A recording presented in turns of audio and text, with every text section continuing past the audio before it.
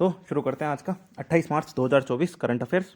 तो पहली न्यूज़ है मज़ेदार है थोड़ी सी कि interactive entertainment and innovation council और विंजो इन दोनों ने मिलकर के इंडिया गेमिंग रिपोर्ट 2024 जारी करी है। किसने करी है? Interactive entertainment and innovation council और विंजो ने मिलकर के क्या जारी करी है? इंडिया जो रिपोर्ट होती है वो इन्होंने जारी करी है इंडिया गेमिंग की।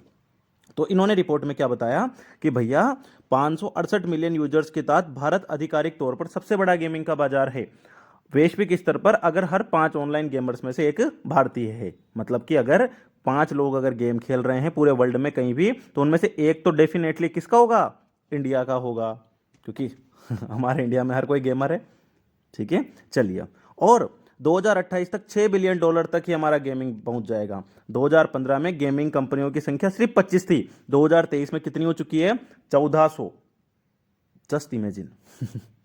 गेमिंग उद्योग को बढ़ावा देने वाले क्या क्या कारक हैं? एक तो हमारे यहाँ पर डाटा, मोदी क्या बोलते हैं, अंबानी जी का 820 मिलियन यूजर्स के साथ स्मार्टफोन का व्यापक विस्तार, कुल आबादी में युवाओं की हिस्सेदारी बढ़ रही है और खर्च योजना आगे भी बढ़ रही है। आपूर्ति पक्ष के कारकों में गेम्स के विकास में वैश्विक निवेश, बेहतर परिणाम देने वाला गेमिंग करियर, स्थानीय भाषा में कंटेंट, भारतीय संस्कृति में गेमिंग का बढ़ता प्रचलन, ये सारी चीज़ें हैं। समाज में गेमिंग का क्या योगदान है? तो भाई साहब योगदान तो यही है कि सामाजिक अलगाव में कमी आ गई।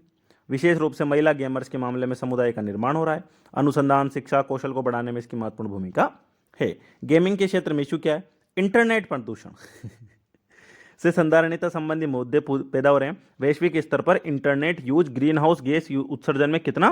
3.7% का योगदान कर रहा है। सर्वर डेटा से भरे कमरे में डेटा को संग्रहित करने, संचारित करने के लिए बिजली की आवश्यकता होती है और बिजली का उत्पादन करने के लिए भी कार्बन है। क्या क्या इसमें सिफारिशें की गई है? हरित नवाचारों और वर्चुअल परिवेश को अपनाया जाए, नीतिगत समर्थन, स्टार्टअप्स और विकास, प्रतिभा विकास का समर्थन किया जाए, ऑनलाइन सुरक्षा और डिजिटल साक्षरता के लिए अनुसंधान विकास को प्राथमिकता दी जाए। गेमिंग क्षेत्र को बढ़ावा देने के लिए हमने क्या क्या, गवर्नमेंट्स ने क्या क्या इनिशिएटिव लिए हैं या क्या क्या उन्होंने हस्तक्षेप किया? तो एक तो इलेक्ट्रॉनिक और सूचना प्रौद्योगिकी मंत्रालय। सबसे पहली बात तो कोई पूछ ले भाई ऑनलाइन गेमिंग को नोडल एजेंसी कौन है जो उसका विनियमन करती है? इलेक्ट्रॉनिक्स और सूचना प्रौद्योगिकी मंत्रालय, MeitY. Make in India, digital India, उत्पादन से संबंध, PLI जैसी योजनाएं हमने शुरू करी है। Animation, visual effects, gaming, comic task force report जारी की गई। साथ ही राष्ट्रीय एवरेज नीति और राष्ट्रीय AVGC उत्कृष्टता केंद्र, AVGC का मतलब क्या है? Animation, visual effects, gaming, comic उत्कृष्टता केंद्र की संबंधी भी किया गया है। गेमिंग क्षेत्र में ये ध्यान रखना, गेमिंग क्षेत्र में 100% FDI की अनुमति है। ये निवेश electronic system, IT, business prospect के माध्यम से किया जा सकता है। तो 100% FDI की अनुमति किस में है? गेमिंग सेक्टर में। बोलो याद रहेगा? रहेगा इसमें यार। हाँ, अब आई है भैया कि भारतीय पुरातत्व सर्वेक्षण जो ASI है, जो 1861 में क्या बोलते हैं अंग्रेजों के जमाने में बना था, ठीक है, उसने क्या किया है? केंद्रीय संरक्षित स्मारक जो थे उनमें से 18 को क्या बोलते हैं? डीलिस्ट कर दिया। बोले क्यों कर दिया? क्योंकि ये मिल ही नहीं रहे, ये मिल ही नहीं रहे। ASI ने प्राचीन स्मारक तथा पुरातल जो हमारा अधिनियम बना हुआ है 1958 का, उसकी धारा 35 के तहत 18 स्मारकों को डीलिस्ट, सूची से बाहर निकाल दिया कि ये स्मारक मिल ही नहीं रहे। धारा 35 केंद्र सरकार को घोषित करने का अधिकार देती है कि अगर कोई राष्ट्रीय महत्व का स्मारक नहीं रहा है तो उसको हटा दो। ठीक है, एक्ट के तहत ASI राष्ट्रीय महत्व के स्मारक को इतिहास और संस्कृति संबंधी एक महत्वपूर्ण स्थल के रूप में संरक्षित करती है। ठीक है, संरक्षित स्थल के आसपास किसी भी प्रकार के निर्माण संबंधी अनुमति डीलिस्टिंग का प्रभाव रूप से क्या अभी इनका क्या बोलते हैं, सीधी सी बात है, डीलिस्टिंग का मतलब है कि जो भी ये चीजें थी अब इनका ध्यान नहीं रखाया जाएगा। ये स्मारक 24 लुप्त उपस्थिति की कोई जानकारी नहीं स्मारकों की सूची का हिस्सा है, मतलब मिल ही नहीं रहे। 3600 केंद्रीय संरक्षित स्मारकों में से अप्राप्य या लुप्त स्मारकों की एक सूची बनाई गई थी। यह सूची संस्कृति मंत्रालय ने 2022 में परिवहन, पर्यटन और संस्कृति परिसंस्कृत को सौंपी। और लुप्त या उपस्थिति की कोई जानकारी नहीं स्मारक का अर्थ एक ऐसा स्थल है जो शहरीकरण, अतिक्रमण आदि के कारण और लोगों की स्मृति में भी नहीं है। हरियाणा में कोस मीनार नंबर 13, दिल्ली में 12 खंबा कब्रिस्तान, झांसी में गनर बकरील का मकबरा, वाराणसी में तेलिया नाला बौद्ध खंडर, ये कुछ चीजें थी। अब ये मिल ही नहीं रहे, पता नहीं कौन ले गया। ईंटें चोरी हो गई भैया यहाँ की भी। चलिए, तो हमारे लिए इंपॉर्टेंट ये है कि भारतीय पुरातत्व संरक्षण, तो इसको 1861 में बनाया था अलेक्जेंडर कनिंगम ने। हेडक्वार्टर इसका नई दिल्ली में है। एक्ट इसका 1958 के तहत वैधानिक निकाय है, ठीक है, और केंद्रीय संस्कृति मंत्रालय इसके ध्यान में है। आईआईटी बॉम्बे के एक अध्ययन में पश्चिमी घाट में मृदा अपरदन की चिंताजनक दर का उल्लेख किया गया। तो भैया पश्चिमी घाट में हो रहा है मृदा अपरदन, और ये बताया है आईआईटी बॉम्बे ने। क्या बताया उन्होंने कि 1990 और 20 के बीच में लैंडसेट 8 की डाटा, वर्षा रिकॉर्ड आदि का उपयोग किया, और इन्होंने बताया कि तमिलनाडु और गुजरात में पश्चिमी घाट के क्षेत्र के कुछ हिस्सों में 121% और 119% की वृद्धि दर्ज की गई है। मतलब तमिलनाडु में जो मृदा अपरदन है वो 121% और गुजरात में 119% हो रहा है। संपूर्ण पश्चिमी घाट क्षेत्र में अपरदन दर 94% की वृद्धि दर्ज, पश्चिमी घाट में एप्रोक्स 94%। मात्रा के हिसाब से महाराष्ट्र में प्रतिवर्ष सबसे अधिक 79 टन प्रति हेक्टेयर मृदा का अपरदन हुआ, जबकि केरल में सबसे कम। चलिए, ये डाटा इतना इंपॉर्टेंट नहीं है, लेकिन ये जरूरी है कि भाई पश्चिमी घाट में मृदा अपरदन हो रही है, मेंस में यूज कर सकते हो आप लोग। वर्षा के कारण होने वाले अपरदन में वृद्धि हुई है। तो एक तो वर्षा के कारण, खड़ी ढलान व अत्यधिक वर्षा, जलवायु परिवर्तन के कारण, असंधारणीय भूमि उपयोग के कारण, चाय कॉफी जैसी खतलों के कारण। चिंताएं क्या है? पश्चिमी घाट जैव विविधता, ये तो बायोडाइवर्सिटी हॉटस्पॉट है हमारा भैया। कृषि उत्पादकता, जल की गुणवत्ता आदि के लिए खतरा उत्पन्न हो सकता है। वैसे ही बेंगलोर में पानी खत्म हो रहा है, क्या करोगे रे तुम? अच्छा, पश्चिमी घाट क्षेत्र की परिस्थिति का गाडगल समिति और डॉक्टर के कस्तूरी रंगन समिति का गठन किया गया है। पूछा जा चुका है ये कि ये गाडगल समिति क्या काम करती थी, इसको क्यों गठित किया गया था। तो उसमें एक लास्ट में ऑप्शन दे रखा था कि पश्चिमी घाट के लिए। तो ध्यान रखना, ये यूपीएससी का पीवाई क्यों है भैया। केंद्रीय पर्यावरण और जलवायु परिवर्तन मंत्रालय के तहत पश्चिमी घाट प्राकृतिक विरासत प्रबंधन समिति गठन की गई। टाइगर रिजर्व, नेशनल पार्क, वन्य जीव अभ्यारण्य, संरक्षित क्षेत्रों की संख्या बढ़ाई गई है। पश्चिमी घाट के बारे में जान लो। पश्चिमी घाट वास्तव में भारत के पश्चिमी तट के समानांतर पर्वतों की श्रृंखला है। यह लगभग 1600 किलोमीटर लंबा है और ये 6 राज्यों में फैला हुआ है। यूपीएससी ने बोला था, एक क्वेश्चन पूछा था कि पश्चिमी घाट ओनली 5 स्टेट्स में है, तो वो क्या हो जाता? गलत। तो सही बात है, ये क्या हो जाना था? गलत, क्योंकि पश्चिमी घाट कितने स्टेट्स में है? 6 स्टेट्स में। ये भी पीवाई क्यों दे रखा है। तो ये 6 राज्यों, जिसमें से गुजरात, महाराष्ट्र, गोवा, कर्नाटक, केरल, तमिलनाडु में। हम कर्नाटक को जनरली भूल जाते हैं, तो भैया कर्नाटक नहीं भूलना है, नहीं तो नाटक कर देगा ये पूरा खेल। चलिए, पश्चिमी घाट का महत्व क्या है भैया? यूनेस्को का विश्व धरोहर स्थल है। पृथ्वी पर 36 बायोडाइवर्सिटी हॉटस्पॉट में से एक है। 8 हॉटेस्ट हॉटस्पॉट्स में से एक के रूप में मान्यता प्राप्त है। ठीक है। गैर भूमध्य उष्ण कटिबंधीय सदाबहार वनों के सर्वश्रेष्ठ उदाहरण है। पूर्व की ओर बढ़ते बादलों के लिए अवरोधक के रूप में काम करता है। तो कतई जेर काम का है। चलिए, हाँ भैया, तो विदेश मंत्री जयशंकर साहब ने क्या कहा कि भारत दक्षिण चीन सागर के मुद्दे पर फिलीपींस की राष्ट्रीय संप्रभुता की रक्षा का समर्थन करता है। हम जानते हैं कि जो दक्षिण चीन सागर है, वहां पर जो चीन है और जो फिलीपींस है, उनके बीच में विवाद रहता है। उनके बीच में वो चीन बोलता है भैया हमारी तो 9 डैश लाइन है, ठीक है, और अब तो उसने 10 कर दिए। थोड़े दिनों बाद में पता नहीं वो कितनी डैश लाइन करेगा। तो भारत ने समुद्री कानून पर जो संयुक्त राष्ट्र कन्वेंशन 1982 का जो समुद्र का संविधान बताया, साथ ये कहा कि सभी पक्षों को इस कन्वेंशन का संपूर्णता में पालन करना चाहिए। इस अवसर पर भारत और फिलीपींस ने स्वतंत्र, खुला, समावेशी हिंद प्रशांत क्षेत्र सुनिश्चित करने का समर्थन किया। अब हमें जानना है भैया भारत और फिलीपींस के बारे में कि ये कैसे इनके संबंध है। तो भैया बहुत अच्छे संबंध है। भारत एक्ट ईस्ट पॉलिसी का हिस्सा है। दोनों देश चीन साझा चुनौती के रूप में देखते हैं। नाम और आसियान जैसे मंचों पर सहयोग, जो दोनों देश हैं वो नाम और आसियान जैसे मंचों पर सहयोग करते हैं। इसके अलावा रक्षा और सुरक्षा सहयोग, भारत ने फिलीपींस को, भारत ने क्या बोलते हैं, ब्रह्मोस मिसाइल प्रणाली भी भेजी है। एक समझौते पर हस्ताक्षर किए हैं। दोनों देशों ने रक्षा और उद्योग और लॉजिस्टिक सहयोग पर समझौता किया है। व्यापार और निवेश को बढ़ावा, ठीक है, ज़्यादा नहीं है, $3.05 बिलियन अमेरिकी डॉलर का है। अच्छा, ये अपने हिसाब से बढ़ा है ना। फिलीपींस अपनी फार्मा उत्पाद जरूरतों का सबसे बड़ा हिस्सा भारत से आयात करता है। ठीक है। विकासात्मक सहयोग, भारतीय तकनीकी और आर्थिक सहयोग का लाभार्थी है। स्टडी इन इंडिया के लिए छात्रवृत्ति दी जाती है। भारतीय समुदाय की संख्या 1.5 लाख है। भारतीय छात्र मेडिकल की पढ़ाई के लिए फिलीपींस भी जाते हैं। हम यूक्रेन वगैरह भी जाते थे भैया। भारत ने सुपर टाइफून, हेयान, कोविड-19 जैसे विपदाओं में भारत सहयोग कर रहा था। भारत तो सहयोग करता ही है। तो ये संबंध इतने काम के नहीं है, लेकिन ये देख लेना थोड़ा सा। 9 डैश लाइन तो इन्होंने दी नहीं, बेईमानी कर बोगा। चलो, हाँ तो भैया जो सीपीसीबी है, केंद्रीय प्रदूषण नियंत्रण बोर्ड, जरा बताना ये कौन से एक्ट के तहत बना था, के अनुसार उसने पर्यावरण संबंधी निधियों में 80% राशि का उपयोग नहीं किया है। कि भैया उसमें जो फंड आया उसका 80% का तो यूज ही नहीं किया। और सीबीसीबी ने रिपोर्ट किसको सौंपी? एनजीटी को। एनजीटी शायद 2010 में बना था। रिपोर्ट के अनुसार पर्यावरण संरक्षण शुल्क, पर्यावरण प्रतिपूर्ति के माध्यम से कुल 777.69 करोड़ रुपए मिले, लेकिन सीपीसीबी ने इनमें से केवल 20% का यूज किया। भैया 80% का भी कर लेते। ठीक है। वायु गुणवत्ता पर अनुसंधान विकास के लिए किया गया, स्वास्थ्य पर प्रभाव का अध्ययन, वायु और जल गुणवत्ता निगरानी के लिए, दूषित स्थलों का उपचार, इनके लिए किया गया।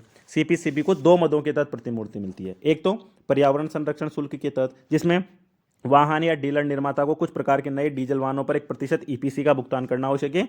ये दिल्ली और एनसीआर में पंजीकृत वाहनों पर ही लगाया जाता है। ठीक है। पर्यावरण प्रतिपूर्ति के रूप में कि इसमें एक सिद्धांत है ना, पोल्यूटर पे प्रिंसिपल, कि जो प्रदूषण करेगा वही उसको सुधारेगा। ठीक है। ये प्रतिपूर्ति एनजीटी के आदेश के तहत प्राप्त होती है। इससे प्राप्त फंड का उपयोग पर्यावरण संरक्षण से जुड़े निम्नलिखित मामलों में किया जाता है: लैब्स बनाने में, एनजीटी के आदेशों का अनुपालन करने में, प्रदूषण नियंत्रण के बारे में। हाँ भैया, तो सीपीसीबी के बारे में यूपीएससी ने क्वेश्चन पूछा। और प्रदूषण दिखता है, मैं एक ही प्रदूषण याद आता है, वायु प्रदूषण। और उसमें पहला ही ऑप्शन था कि भैया वायु प्रदूषण अधिनियम के तहत ये है, तो नहीं है भैया। इसका गठन किसके तहत हुआ था? जल प्रदूषण निवारक अधिनियम 1974 के तहत। लेकिन अब इसको शक्तियां और किसकी मिलती है? वायु प्रदूषण वाले की भी शक्तियां मिलती है। और मिनिस्ट्री तो पता ही है सबको, एक ही रह सकती है, याद रखना रे। भारतीय रिजर्व बैंक ने विनियमित संस्थाओं में से स्व-विनियामक संगठनों को मान्यता देने के लिए व्यापक फ्रेमवर्क तैयार किया। तो जो भारतीय रिजर्व बैंक ने विनियमित संस्थाएं हैं उनको स्व-विनियामक संगठन ही मान लिया जाएगा कि भाई तुम्हारा देख लो। ठीक है। तो सभी विनियमित संस्थाओं के प्रत्येक क्षेत्र में अलग एसआरओ होगा। ठीक है। एसआरओ मतलब स्व विनियामक संगठन होगा। एसआरओ दर्जा प्राप्त करने की इच्छुक अलग अलग संस्थाओं को फ्रेमवर्क के तहत आरबीआई को आवेदन करना होगा। इस व्यापक फ्रेम में कई पैरामीटर होंगे, जैसे उद्देश्य हो गया, उत्तरदायित्व, पात्रता मानदंड, गवर्नेंस, कोई काम के नियम। स्व विनियामक संगठनों के लिए निम्नलिखित उद्देश्य हैं कि नियमों के अनुपालन की संस्कृति को बढ़ावा दें, लघु संस्थानों को समर्थन करें, अपने सदस्यों की सामूहिक अभिव्यक्ति के रूप में काम करें, क्षेत्र से संबंधित जानकारी एकत्र करें, अनुसंधान विकास की संस्कृति को बढ़ावा दें। और इसका गठन कंपनी अधिनियम 2013 की धारा 8 के तहत किया गया है। ठीक है, याद रखना, ये कंपनी अधिनियम की धारा के तहत किए गए हैं। और एक नॉन प्रॉफिटेबल ऑर्गेनाइजेशन है ये। पर्याप्त नेटवर्थ होनी चाहिए, शेयर होल्डिंग करनी चाहिए, पता चल रहा है भैया अपने आप में ही है। एसआरओ के पास पर्याप्त प्राधिकार होंगे, मेंबरशिप एग्रीमेंट्स होंगे, गवर्नेंस तंत्र मजबूत होगा। ठीक है। प्रति निम्नलिखित सर्वोत्तम व्यवसाय के न्यूनतम आचार मानदंड स्थापित कर सके, not so important. Articles of association स्थापित की जाएगी। निदेशक मंडल में कम से कम 1/3 स्वतंत्र सदस्य होंगे, ये ध्यान रखना। महिलाएं नहीं, 1/3 स्वतंत्र सदस्य, यहाँ महिलाएं डालेगा वो, ध्यान रखना भैया। चलिए, तो अब हमने कर ली है बड़ी बड़ी न्यूज, अब हम करेंगे छोटी छोटी न्यूज। तो छोटी छोटी न्यूज में पहला है एक पक्षीय निषेधाज्ञा, एक्स पार्टी इंजेक्शन और स्लैप मुकदमे। क्या होता है भैया ये? तो बताया, सुप्रीम कोर्ट ने प्रभावशाली व्यक्तियों द्वारा मीडिया और नागरिक समाज के खिलाफ अदालतों से प्री ट्रायल निषेधाज्ञा प्राप्त करने के लिए चिंतनीय मुद्दा बनाया है। कोर्ट ने इसे वाक और स्वतंत्रता, जनता की सूचना के अधिकार को प्रतिबंधित करने जैसा कदम बताया। कोर्ट के अनुसार जब तक ये स्पष्ट नहीं हो जाए कि जिस कंटेंट को प्रतिबंधित करने की मांग की जा रही है वो दुर्भावनापूर्ण व झूठा है, तब तक उसे प्रबंधित करने के लिए निषेधाज्ञा जारी नहीं की जानी चाहिए। कोर्ट ने विशेष रूप से एक पक्षीय निषेधाज्ञा में एक पक्षीय आदेश वो होता है जो दूसरे पक्ष का जवाब सुने बगैर पारित कर दिया जाए। कोर्ट ने ट्रायल कोर्ट्स में सार्वजनिक भागीदारी के खिलाफ रणनीति मुकदमे में प्रवृत्ति पर भी ध्यान देने का आग्रह किया।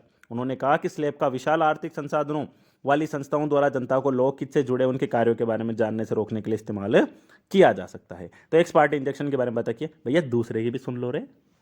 तो जो ट्राई है, भारतीय दूरसंचार विनियामक प्राधिकरण, इसने मशीन टू मशीन के लिए एक एम्बेडेड सिम उपयोग पर सिफारिशें जारी करी है। तो मशीन टू मशीन संचार के लिए एम्बेडेड सिम उपयोग क्या होता है भैया ये? तो M2M संचार दरअसल ऑटोमेटेड एप्लीकेशंस को व्यक्त करता है। संचार की इस विधि में मानवीय हस्तक्षेप के बिना, पॉइंट टू बी नोटेड, मानवीय हस्तक्षेप के बिना नेटवर्क के जरिए संचार करने वाली मशीनें उपकरण सम्मिलित होते हैं। इसमें सेंसर्स और संचार मॉड्यूल्स लगे होते हैं। वायर्ड और वायरलेस नेटवर्क के माध्यम से एक उपकरण से दूसरे उपकरण में डेटा ट्रांसफर किया जाता है। कारखानों में, रोबोटिक्स, कन्वेयर बेल्ट में, स्मार्ट ग्रिड, जेट इंजन, बस प्लेट्स, घरेलू उपकरणों में इसका यूज किया जाता है। मनरेगा, भैया हम बड़े हो गए इसको पढ़ते पढ़ते। केंद्रीय ग्रामीण विकास मंत्रालय, मतलब मेरे तो 9th क्लास का निबंध भी यही था, मनरेगा। केंद्रीय ग्रामीण विकास मंत्रालय ने महात्मा गांधी राष्ट्रीय रोजगार गारंटी योजना के तहत वित्त वर्ष 2024-25 के लिए नई मजदूरी दरें अधिसूचित करी है। मनरेगा के तहत एक वित्तीय वर्ष में ग्रामीण परिवार को 100 दिनों की मजदूरी दी जाती है। अकुशल शारीरिक होता है इसमें मतलब अकुशल काम का होता है, ध्यान रखना। और राज्यवार मजदूरी दरों को संशोधित करना, उपभोक्ता मूल्य सूचकांक में परिवर्तन के आधार पर दिए जाते हैं। एक और बात याद रखना कि जो मनरेगा है इसमें चीजें चेंजेस की जाती है राज्य सरकारों के द्वारा। मुश्क बुदजी चावल, जे टैग मिल गया इसको। तो मुश्क बुदजी चावल की सुगंध बढ़ाने में ऊंचाई और तापमान महत्वपूर्ण भूमिका निभाते हैं, ऐसा बोला गया है कि यह स्वदेशी चावल की किस्म है। इसकी खेती कश्मीर हिमालय में की जाती है। कश्मीर हिमालय याद आ रहा होगा। यह अपनी मनमोहक सुगंध और विशिष्ट स्वाद के लिए प्रसिद्ध है। चावल की एक इस ब्लास्ट रोड कम उपज, कम लाभकारी होने आदि वजह से विलुप्त होने की कगार पर पहुंच गई थी। तो मुस्क बुद्धजी चावल, भैया याद रखना, कश्मीरी हिमालय, लूना संरचना क्या होता है ये? गुजरात के कच्छ क्षेत्र के निम्न क्षेत्र भूमि बन्नी मैदान में मौजूदा लूना संरचना दरअसल एक इम्पैक्ट क्रेटर है। पहली बात तो गुजरात, दूसरी बात कच्छ क्षेत्र, तीसरी बात बन्नी का मैदान। बन्नी मैदान कहाँ है? गुजरात में। वहां पर लूना संरचना बनी है, तो गुजरात में बनी है।